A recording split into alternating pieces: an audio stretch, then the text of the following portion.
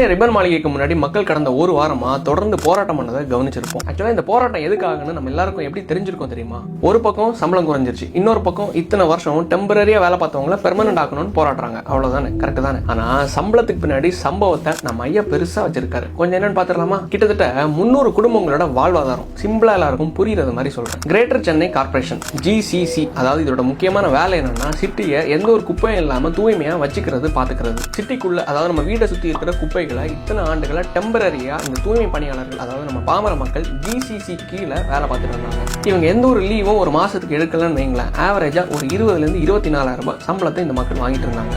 ஆனா இப்ப என்ன பண்ண போறாங்க தெரியுமா? இந்த குப்பைகள் எல்லாத்தையும் அள்ளுறதுக்கும் இதை மேனேஜ் பண்றதுக்கும் சம்பளம் கொடுக்கறதுக்கும் வேலைக்கு ஆள் எடுக்கிறது முதல் எல்லாத்தையும் ஒரு தனியார் கம்பெனிக்கு டெண்டர் கொடுக்க போறாங்க.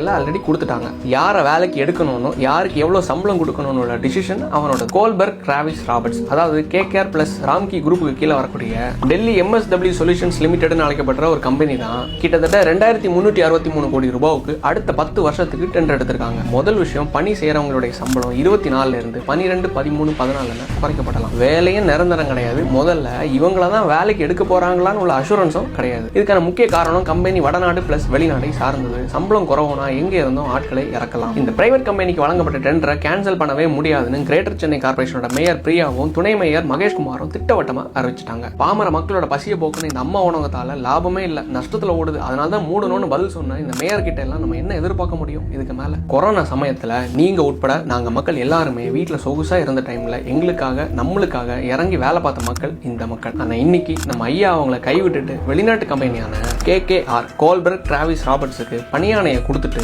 அவரோட ஐயா மறைந்த நாளான நேத்தைக்கு வெள்ளையும் சொல்லையுமா துணிய மாட்டிட்டு இந்த மக்களுக்கும் சரி யாருக்குமே ஜல்லி பைசாக்கு பிரோஜனம் இல்லாம இந்த உடன்பரப்புகளோடு நடக்க ஆரம்பிச்சிட்டாரு. ஆக்சுவலா இந்த மக்களோட பிரச்சனை என்னன்னு பாக்குற மக்கள் யாருக்கும் பெருசா டீட்டெயில் என்னன்னு தெரியல. உங்களுக்காச்சும் புரிஞ்சுனா கொஞ்சம் ஷேர் பண்ணி தெரியப்படுத்துங்க. ஏதோ நம்மளால முடிஞ்சது.